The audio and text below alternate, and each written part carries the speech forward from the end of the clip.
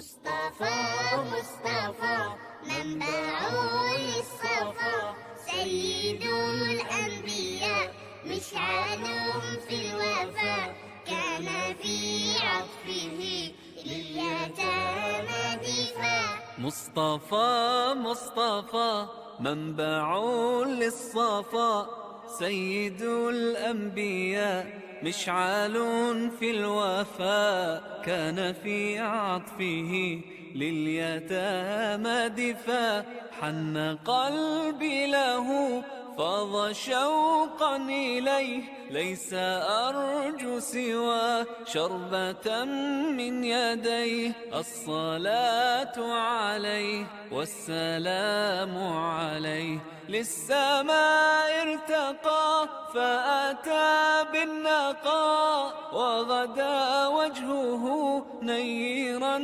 مشرقا كان من عفوه حين حان اللقاء قال فلتذهبوا أنتم الطلقاء مصطفى مصطفى للصفا سيد الأنبياء مشعل في الوفاء كان في عطفه. بسم الله الحمد لله والصلاة والسلام على أشرف الأنبياء والمرسلين سيدنا محمد وعلى آله وصحبه أجمعين kulanti wacan kusoo dhawaada mar kale iyo silsiladeeni aan kaga hadlaynay السيرة النبوية.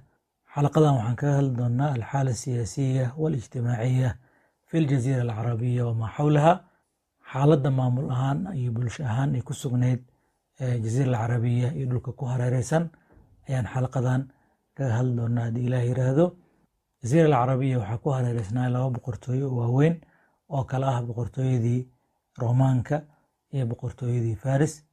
Roomaanka waxay ka talin jireen dhulkaas qarbiga ah, waxay markaa kusoo faafsanayeen oo maaragtay hoos imaan jiray Shaam iyo Masarna way ka talin jireen. Marka Faris ama Furuska iyagana waxay ka talin jireen Iiraan iyo dhulka ku hareeraysan. Labadaas boqortooyo waxaa hoos imaan jiray laba boqortooyo oo Carabtu ay leeyihiin oo laakiin ka amar qaadanayay labada boqortooyo Roomaanka iyo Faris ka amar qaadanayay. Ciraaq qaybo ka mid ah boqortooyaha ka dhisneed oo Carabtu ay leeyihiin waxayna ka amar qaadanayeen oo maaragtay hoos tagayeen Furus. Shaam ayadana boqortooyaha ka jirtay oo ka amar qaadanaysa hoos tagaysay Roomaanka. Yemen iyadu maaragtay boqortooyin badan baa soo maray, taariikh dheer ay leedahay. qaybo ka mid ah waxaan kaga hadli doonaa haddii ilaah yiraahdo marka aan ka sheekeynayno xaadithul fiil iyo qisadii Abraha. جزيرة العربية marka gudaha loo soo galo dadku waxay ku noolaayeen nidaamkii qabaliga ahaa oo qabaa'il bay u kala deganaayeen. qabiil kastana wuxuu lahaa maaragtay nin maaragtay la sheekhul qabiila ama ra'iisul qabiila oo qabiilkaas markaa maamulayo oo masaalixdiisa kala duwan isku dabaridaya. ninka marka wuxuu lahaa mumayzaad gooni ah ama astaamo gooni ah inkastoo uu ahayn nin taaj leh oo boqor ah uusan ahayn, laakiin nin maaragtay madax oo waxyaalo badan dadkii kala gaara ayuu ahaa. marka مثلا qaniimadoo kale marka dagaal laga yimaado wax lasoo qaniimaysto dhowr shay buu asaga la gaar lahaa. midda koowaad waxaa waaye inuu leeyahay almirbaac. wixii lasoo qaniimaystay afar marka loo qaybiyo qayb ka mid ah asaga iskale maaragtay ninka ra'iisul qabiila ama shaykhul qabiila ayaa iskale. wuxuu kaloo lahaa asafaaya. safaaya waxaa waaye wixii markaa lasoo qaniimaystay intaanan la qaybinin ka hor shaygu asaga markaa jeclaysto uu doorto uu asaga maaragtay la baxo asaga iskale macna cidna kuma qabsanayso. yumkin an yastafi aw yakhtaara ma yashaa qabla alqisma. intuu doono ka dooran karaa uu ka qaadan karaa shaygu macnaha jeclaysto uu qaadanaya. wuxuu kaloo lahaa annashiita waxa la yiraahdo. nashiidadana waxay maaragtay u yaqiineen waa wixii inta uu wadada ku jiro oo asaga markaa gacanta ku sii dhigay intuu qoomka maaragtay u soo noqonin ama maaragtay wuxuu wadada asaga ka qabsado asaga iska lahaa. wuxuu kaloo maaragtay gooni u lahaa waxa la yiraahdo alfuduul.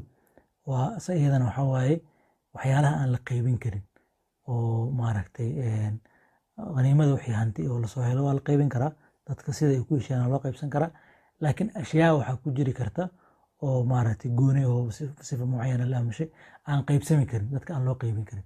shaygaasna shaykhul qabiilaha ayaa iska lahaa sidoo ninka shaacirka ku tilmaamay laka almirbaacu fiina wasafaaya وحكمك والنشيطة والفضول.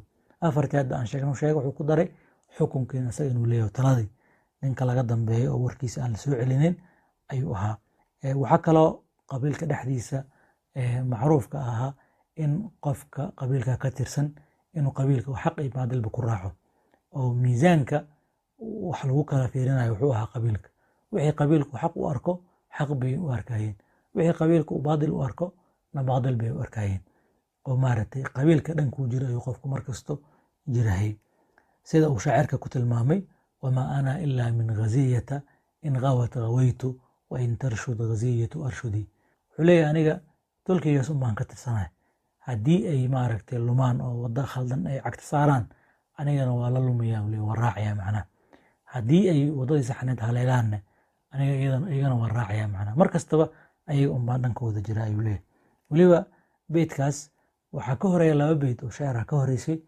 وكتل مامي شاعرك إن قوم كيس أرن dhacday khalad ahayd uu ka celiyay uga naseexeeyay wayna ka diideen kadibna wuu ku raacay kadibna way ku wada jabeen khaladkii wuxuu leeyahay amartuhum amrii bimuncaraj alliwa falam yastabiinu rushda ilaa duxa alghadi wixii markaa tale u muuqday buu siiyey qoomkiisa ayagana taladii iyo wixii maaragtay rushdigii ma aynan arkin oo kuma aysan maaragtay garwaaqsanin ilaa maalintii kale barqadeedii unbay ogaadeen oo mar maaragtay la jabay oo dhib soo gaaray ayay arrintii xaqiiqsadeen falamaa casawni buu leh markii ay u casiyeen warka iga diideen kuntu minhum iyagan baan ka tirsanaay waa iska raacay macnaha khaladkii baan ku raacay uu ogyahay inuu khalad yahay waqad araa riwaayatahum wa annanii ghayru muhtadi waana u jeedaa uu leeyahay baadida ay ku jiraan inay lunsan yihiin anigana inaan la lunsanahay waan isku jeedaa uu leeyahay laakiin wamaa ana ilaa min ghasiyata in ghawat ghawaytu wa in tarshud ghasiyatu arshudi hadda cid kale ma ayuu leeyahay iyagan baan ka tirsanahay marka meeshii aadaan baan la aadaya ayuu leeyahay sidoo kale nin shaacir kale asagana wuxuu ku amaanayaa qabiilada carabta ka mid ayuu ku amaanayaa laa yas'aluuna akhaahum xiina yandubuhum fi naa'ibaati calaa maa qaala burhaana wuxuu leeyahay qoomkaasi ninka ayaga ka tirsan haddii uu ugu yeero maaragtay dagaal ugu yeero oo uu yiraahdo qolo maaragtay baa aana iga gashay ama dhib ii geysatay kaale iiga soo aara hadduu yiraahdo ma weydiinayaan calaa maa qaala burhaana war wax daliil keen xujo keen maxaa caddaynaya in dhib lagu geystay ama dad maaragtay masaakiin aan dulminaa ama dad maaragtay aanan waxba naga hadlaynin aan dulmi u geysanaa maxaa caddaynaya ma dhahayaan way raacayaan maaragtay saasay ku noolaayeen noloshoodaba nolol dagaal aanan ka bixin bay ahayd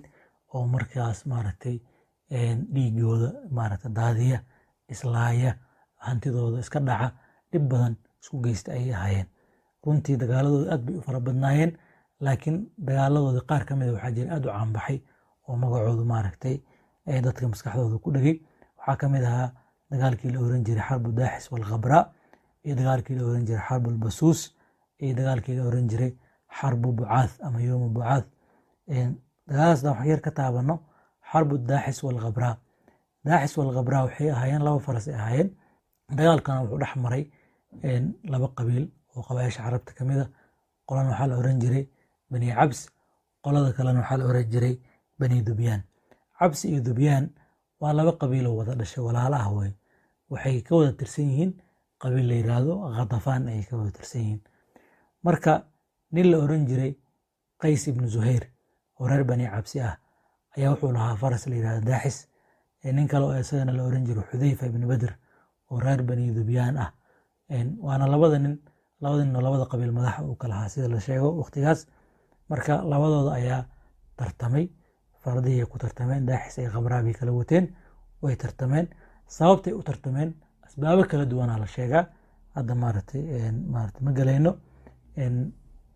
tartankaas dhex maray natiijadii ka dhalatay ayaa sababtay dagaalkan oo xarbu daaxis walkhabraa loo baxshay oo maaragtay sanawaad socday aad bay isugu laayeen waana dagaalkii uu ku soo caanbaxay ninka la yiraahdo cantara ibnu shadaad oo maaragtay gabayaaga faariskan ahaa ee maaragtay markii hore addoon ahaa kadibna maxay ahayd geesinimadiisii xornimada ku helay dagaalkii uu ku soo caanbaxay ayuu ahaa xarbu daaxis walkhabraa dagaalka kale ee xiga wuxuu ahaa dagaalkii xarb albasuus oo isagana aan ka sheekeynayno. maaragtay saddexdeeda dagaal hadda aan sheegnay waa naaran dagaaladii caanbaxay ka mid yihiin. dagaalada caanbax way badan yihiin laakiin saddexdan ayaan kasoo qaadanaynaa. xarb albasuus ayadu maaragtay wuxuu dhex maray dagaalkaasi reer bani taglib iyo reer bani bakr ayuu dhex maray. marka nin la oran jiray kuleyb oo reer bani taglib ahaa oo markaa labada qabiil waqtiyada kamid a ay maaragtay isaga madax ka dhigteen oo boqor u ahaa ayaa maaragtay wax badan oo go'aamadiisa kamid ay reer bani bakr dhibsan jireen. waxyaalaha uu sameeyey waxaa kamid ahaa in uu maaragtay dhul meel xirtay uu yiri maaragtay meeshaan xooluhu ma daaqi karaan ilaa maaragtay ciddii aan u fasaxo ayaa uun xoolaheeda gashan karta. marka islaan la oran jiray basuus bintu munqib ayaa oo maaragtay habaryar u ahayd nin la oran jiray jasaas ibnu murrah oo reer bani bakar ah ayay habaryar u ahayd. marka way meesha la joogtay marka neef hal geel oo ay leedahay. waxaa kaloo la sheegaa nin dariskeeda inuu lahaa. siday ahaataba hashibaa waxay soo gashay dhulkii uu maaragtay kuleyb xirtay ayay soo gashay. marka kuleyb markuu arkay wuxuu maaragtay uu ganay oo maaragtay falaar ayuu ku ganay. marka hashi ay meesha ku dilay. markii hasha la dilay islaantii way xanaaqday. wiilkeedii oo habartay wuu xanaaqay wuxuu soo aaday kuleyb buu yimid kuleyb buu dilay. markuu kuleyb dilayna dagaal ayaa meesha ka bilowday. dagaalkaas oo loo baxshay xarbul basuus oo sanawaad badan socday oo isku laayeen. si kasta oo laisugu dayay in la heshiisiiyo ama laisku soo dhaweeyo ama dagaalkii la joojiyo waa ay suurtageli weysay. iyadana sanawaad badan ayuu dagaalkii ka dhex socday labada qabiil oo walaalaha ah reer bani taglib iyo reer bani bakar oo runtii ay aada isugu laayeen. yoomu bucaath ama xarba bucaath isagana wuxuu ahaa dagaal dhex maray aws iyo khasraj oo iyagana ahaa laba qabiil oo walaalo ah oo maaragtay magaalada madiine ama yathrib ah markaa la dhihi jiray ayay wada deganaayeen. marka aad bay u dagaalami jireen. dagaalo badan ayaa runtii dhex mari jiray. dagaaladoodana waxaa isku horin jiray oo runtii aad uga dhex faa'iidaysan jiray nimanka yahuudda ah oo markaa ayaga daris ay la ahaayeen oo yathrib wax ka deganaa. nimankaas ayaa dabka isugu shidi jiray oo isku diri jiray oo dhib badan dhexdooda ka abuuri jiray. marka dagaaladii dhex maray ka mid ah ayuu ahaa. marka aadna ay isugu laayeen. caaisha radiallahu canha oo ka sheekeynaysa waxay leedahay dagaalkaasi wuxuu ahaa dagaal ilaahay subxaana watacaala uu uga dhigay gogoldhig nabiga calayhi salaatu wasalaam. oo dagaalkaas waxaa lagu laayay niman badan oo odayaashii waaweynaa oo madaxda ahaa ee awsi khasraj ayaa ku dhammaaday. waana ragga la fili lahaa haddii nabiga calayhi salaatu wasalaam dacwadiisa ay maaragtay la kulmi lahaayeen inay ka hor imaan lahaayeen ama ay carqalateen lahaayeen. marka nimankaas baa runtii ku dhammaaday. intaa haddaan uga soo baxno dagaaladii carabta dhex mari jiray waxaan rabnaa haddii ilaah yidhaahdo inaan waxyar ka tilmaamno maka iyo quraysh inaan maaragtay waxyar ka tilmaamno oo xalqadeenna kusoo xiranno haddii ilaah yidhaahdo. marka quraysh waxay ka soo jeedaan baa la yidhaahdaa nin la oran jiray fihr ibnu malik. ninka ayay ka soo jeedaan aala fihrin baa la oran jiray. dadka ansaabta ka hadla qaar ka mida waxay yidhaahdaan maya ninkaas ma ahane awowihiis ayay ka soo jeedaan oo la yidhaahdo nadr ibnu kinaana. marka waa fihr ibnu malik ibnu nadr ibni kinaana. marka farqiga saasan uma dhexeeyo maaragtay in la yidhahdo waa wiil iyo awowihiis. laakiin qolada dhehaysa fihr ibnu malik bay ka soo jeedaan waxay ku doodayaan oo ay leeyihiin sax nadr ibni kinaana ay ka soo jeedaan laakiin ninka ay ilmihiisu bateen oo ay maaragtay farcameen oo maaragtay qabiilku uu kasoo farcamay waa fihr ibnu malik. nadr ibni kinaana ilmaha u dhalay iyo ilmaha ay sii dhaleen waxa ay ninka ay ilmihiisa bateen oo ay qabiilka noqdeen waa fihr ibnu malik. sidaasaa marka loo leeyahay aala fihrin baa la leeyahay qurashiyiinta. marka halkuu ka yimid magaca quraysh? magaca quraysh waxaa la sheegaa inuu ka yimid inuu ahaa naaneys lagu naaneysi jiray fihr ibnu malik. fihr ibni malik ayaa waxaa la dhihi jiray quraysh naaneystiisa bay ahayd. marka saasaa marka ilmihiisii iyo wixii ka farcamay loogu baxshay qurashiyiin ayaa la yidhaahdaa. asbaab kaloo taa ka duwanna waa la sheegaa. ilaah ayaa garanaya xaqiiqada. marka waxaa un muhiim ah qabiilka maka deganaa nabiga calayhi salaatu wasalaam uu ka dhashay in la oran jiray quraysh inay kasoo farcameen ninka la yidhaahdo fihr ibni malik iyo inay ka tirsan yihiin qabiil kale oo weyn oo la dhihi jiray Kinaana. marka laba oday baa u dhexaysa, Fihr ibni Malik ibni Nadr ibni Kinaana. Malik iyo Nadr, kadib Kinaana ku xigta. Kinaana marka waa dhowr qabiil baa hoos tegayso oo ay Quraysh ka mid yihiin. haddii aan soo qaadano xadiidkii nabiga calayhi salaatu wasalaam ee saxiix muslim ku jiray, uu leeyahay nabiga calayhi salaatu wasalaam, ina allaha astafaa kinaanata min waladi ismaaciil.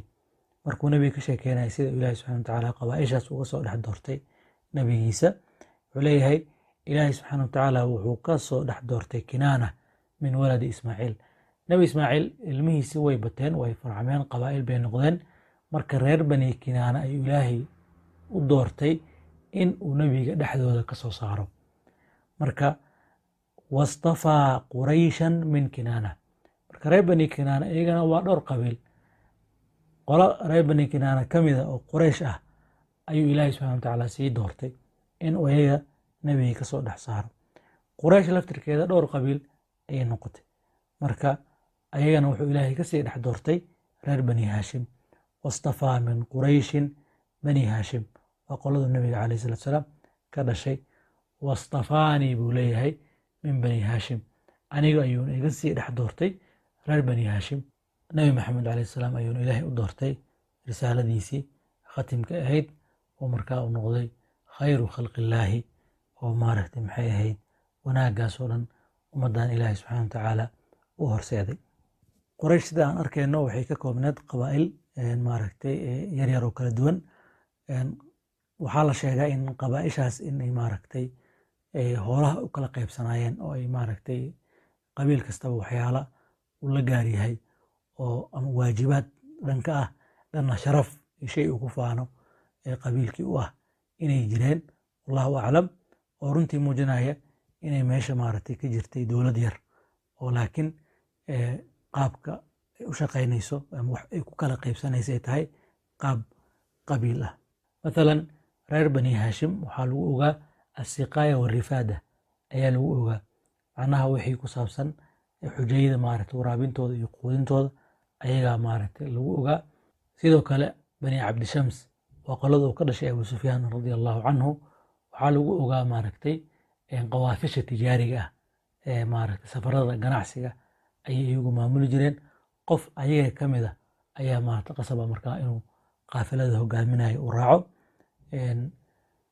bani cabdidaar ayagu waxay maaragtay hayn jireen calanka dagaalka marka la galaayo, calanka ayay hayn jireen. mathalan bani taym oo qolada uu ka dhashay abubakr sidiiq radia allahu canhu, waxaa la sheegay iyagana inay maaragtay diyooyinka iyo kharaamaadka markii dad wax iska dilaan oo diyo la bixinayo, diyooyinkaas maamulideeda agaasinkeeda ayagaa lahaa. xoolahaas la bixinayo ayagaa maamuli jiray. marka loo yimaado reer bani cadiy oo qolada uu ka dhashay cumar ibn khadaab radia allahu canhu, ayaguna wixii sifaaro ah ama maaragtay qabaa'isha kaleeto loo tegayo, khaasatan marka laisku awood iyo faan sheeganayo, qof waxaa la diri jiray reer bani cadiy ah. marka iyadana cumar ibn khadaab ayaa ahaan jiray waqti dheer maaragtay safiiru Quraysh ahaan jiray.